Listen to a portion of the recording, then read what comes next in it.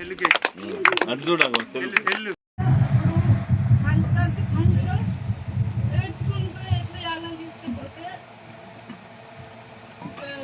రూపాయలు వెళ్ళబట్టలే మా మర్చి మేము మా చిన్నటి వెళ్ళి కట్టకపోతే ఎంజాయ్ పోయినాం. అక్కడ కూడా వాళ్ళు లేరు.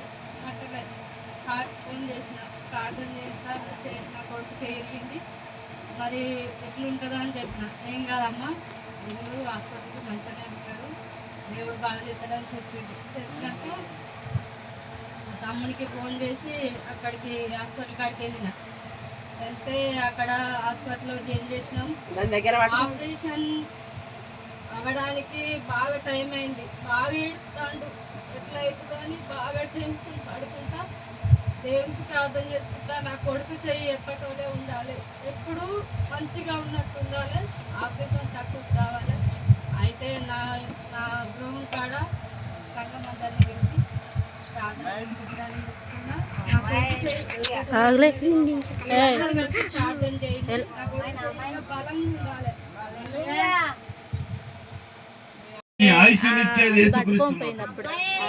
దేవునికి మహిమ కలుగునుగా. ఇంకా దేవుడు ఏమన్నాడు, నీవు జీవించు సంవత్సరము అధికములగును. ఇప్పుడు అమిత్ 5 సంవత్సరాలు దేవుడు కాపాడిండు. అమిత్ ప్రమాదం నుంచి కాపాడిండు, మరణము నుండి కాపాడిండు. బండి మించి పడినప్పుడు చేయితో పాటు తలకు దెబ్బ తగిలి అసలు సీరియస్ కావాలి, దేవుడు అక్కడ కాపాడింది. మహిమ కలుగునుగా. మరి మనం జీవించే ఆయుస్సు కానీ జీవించే సంవత్సరములు కానీ దేవుని కృప వల్లనే, దేవుని కృప వల్ల అమితు కాపాడబడ్డాడు. లేకపోతే తండ్రి కొడుకు మరణించాలి బండి మించి పడినప్పుడు. హల్లెలూయా, దేవుడికి మహిమ కలుగును గాక. కాపాడేదే దేవుడు, మన వల్ల కాదు. మనం కాపాడదు. మానవులము పెద్ద పెద్ద డాక్టర్లే మరణిస్తా ఉన్నారు. మరి వారికి ఆయుష్ ఎందుకు తగ్గిపోతాను? వారికి దేవుడు లేడు. డాక్టరే కావచ్చు, కలెక్టరే కావచ్చు, ఎస్పీలే కావచ్చు, పోలీసులే కావచ్చు, ఏ వ్యక్తి అయినా మరణించాల్సిందే. కానీ ఎక్కువ సంవత్సరం జీవించాలంటే దేవుని దగ్గర రావాలి.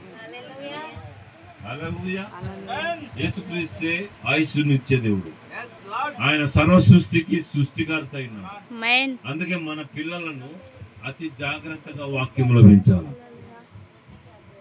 హల్లెలూయా, మన పిల్లలు దారి తప్పిపోతా ఉన్నారంటే, మన పిల్లలకు ఆయుష్ తక్కువైందంటే, మన పిల్లలు చెడిపోయిందంటే కారణము తల్లిదండ్రులే. తల్లిదండ్రుల దగ్గరనే ఉంటుంది పెంపకము. నువ్వు మిర్చి తోటేసుకున్నా, పత్తి తోటేసుకున్నా యజమాని దగ్గర ఉంటుంది కాపాడేది. చూడకపోయినా, దాన్ని ఒకరోజు చూడకపోయినా, దానికి నీళ్లు పెట్టకపోయినా, దానికి పురుగు పెట్టినప్పుడు మందు కొట్టకపోయినా ఆ తోట నీకు ఫలం ఇవ్వదు, చేనంత ఎండిపోతుంది. కానీ మనకిచ్చిన పిల్లలను తల్లిదండ్రులమైన మనము దేవుడు వాక్యంలో పెంచాలి. హల్లెలూయా, దేవునికి మహిమ కలుగును గాక. ఆమేన్. బైబిల్లో సామీల్ అనే ఒక బాలుడు, ఒక గొడ్రాలు, హన్నాకు కాన్పు లేదు. ఆమె దేవుని దగ్గరికి వచ్చి, యేసయ్య దగ్గరికి వచ్చి ఏడ్చింది. ఏడ్చినప్పుడు దేవుడు ఆమె ప్రార్థన విని గర్భఫలం ఇచ్చిండు. గర్భఫలం ఇచ్చిన తర్వాత ఆ పిల్లోడు గర్భంలో ఉన్నాక ఆమె మొక్కుకున్నది, ప్రభువా లేక నాకు గర్భఫలం ఇచ్చావు, నాకు కొడుకు పుట్టాలా, ఆ కొడుకు పుడితే నీకే అర్పణ చేస్తా, నీకే సమర్పిస్తా, నీకే ప్రతిష్ఠ చేస్తా, నాకు గొడ్లాలనే పేరును తీసివేయని మొక్కుకున్నది. ఇప్పుడు సరిత మొక్కుకున్నది, పెడతా ప్రభువా నాకు కుమారుని చెయ్యి ఎప్పటిలాగా మొక్కుకుంటేనే ఆ చెయ్యి బాగా ఏడో ఎడిపోయాడు, చీడపూరు ఎడిపోయాడు. రే ఇట్లా ఇట్లా తినాలి, తింటే అటు నిలబడు, ఇదెక్కు అటు తిరుగు, అటు ఏ చెయ్యి జరిగింది అందరికి చూపి లేపు లేపు పైకి లేపు ఎప్పట్లా మొత్తం ఎరిగింది మంచి కాదు. ఈ మొక్కలు పోతే ఇట్లుండు తొండే తీరుండు పిల్లని ఎవ్వడు చెప్పు జాగ్రత్త ఎగురొద్దు మహిమ కలుగునుగా. హల్లెలూయా. కొంతమంది తిరిగి ఇట్లుండే కానీ అది డాక్టర్లకు సాధ్యం కాదు. వాళ్ళు ఆపరేషన్ చేశారు అంతే. దేవుడే ఆ బాబును ముట్టి స్వస్థపరిచాడు. మన పిల్లలను దేవునికి అర్పణ చేయాలి, లోకానికి అర్పణ చేయొద్దు. లోకం యొక్క ఆలోచనలు రానిద్దు మన పిల్లలకు. హల్లెలూయా. దేవునికి మహిమ కలుగును గాక. ఆమేన్. హల్లెలూయా. అందుకే దేవుని భయంలో పెంచాలి. మిర్చి తోటను ఎట్లా శ్రద్ధ వహించి పెంచుతావో మన పిల్లలను యేసయ్య వాక్యంలో పెంచాలి. వాళ్ళు పెరిగి పెద్దవారైన తర్వాత దారి తప్పుతారు.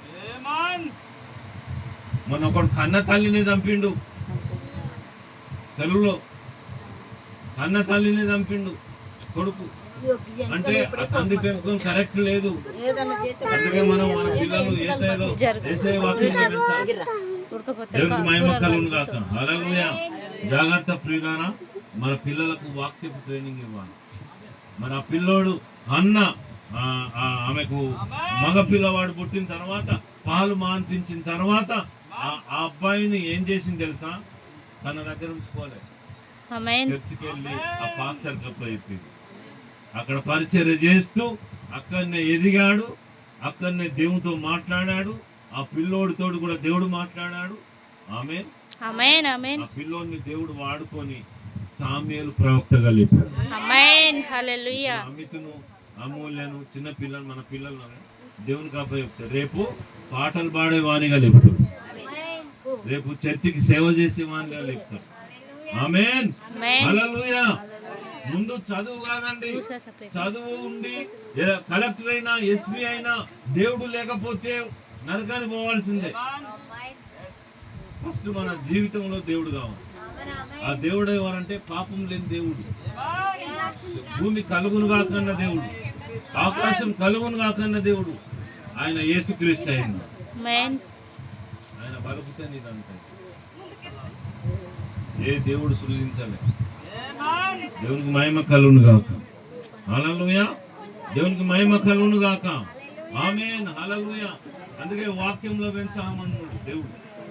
ప్రవక్త చెప్తున్నాడు, ఏమంటున్నాడంటే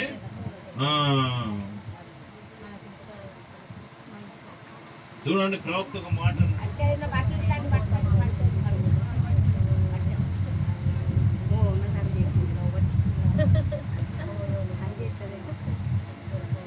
అని చెప్పిన వర్తమానంలో ప్రవక్త ఒక మాట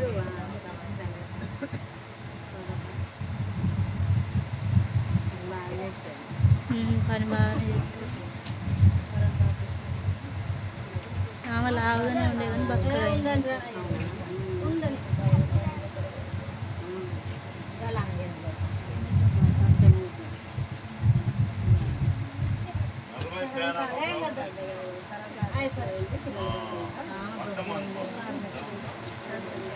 చూడండి ప్రవక్త అంటున్నాడు, నీవేమై ఉన్నావో నీ కుటుంబం అదే ఉన్నది. ఫలానా వాతావరణంలో నీ పిల్లవాడిని నువ్వు పెంచుతావు. నువ్వు తప్పు మార్గంలో పెంచకపోతే సరి అయిన మార్గంలో వెళ్ళుటకు 98% మంచి అవకాశం ఉన్నది. మన చిన్నపిల్లలు ప్రార్థన చేద్దాం రండి. బాగా పోయేరావు.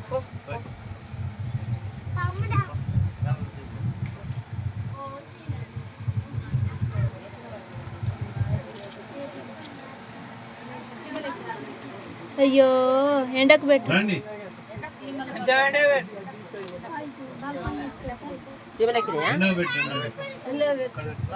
అక్కడ ఆడబెట్టు. దానికి లేకుండా తీ, దాన్ని బయట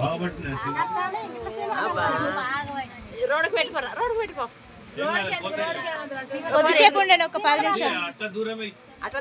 10 నిమిషాలు ఉండండి, పోతుంది.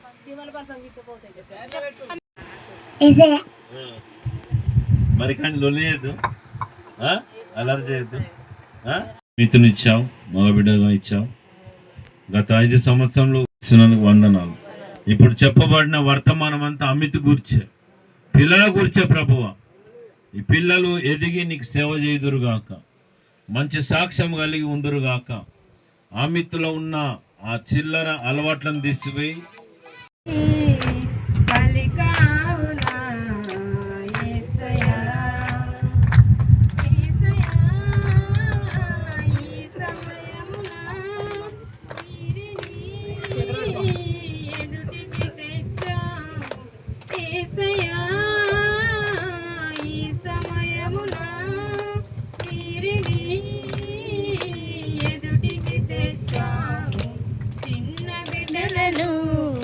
ఆటంకపరచకు అని అన్నావునా యేసయ్యా.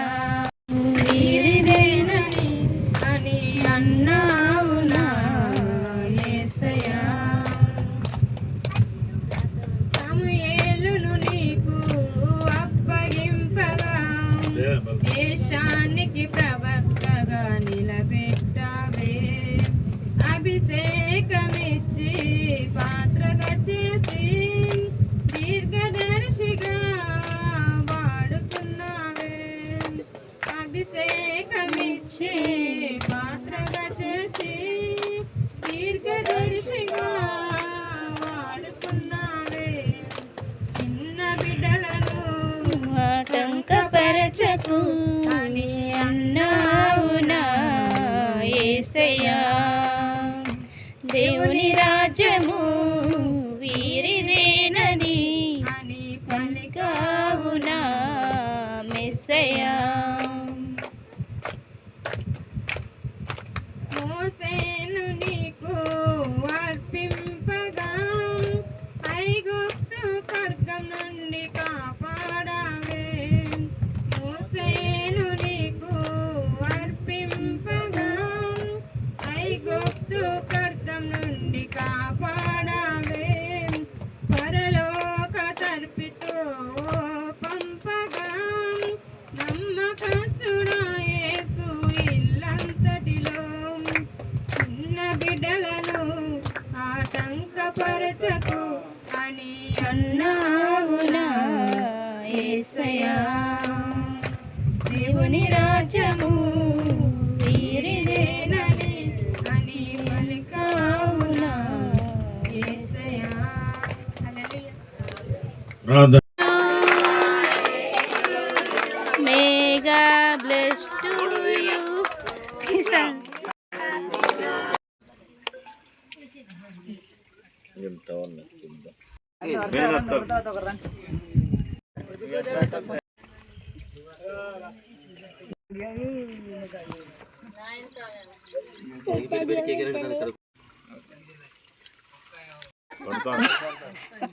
పడతాను రైట్. వీళ్ళందరూ ఉంటలేదు.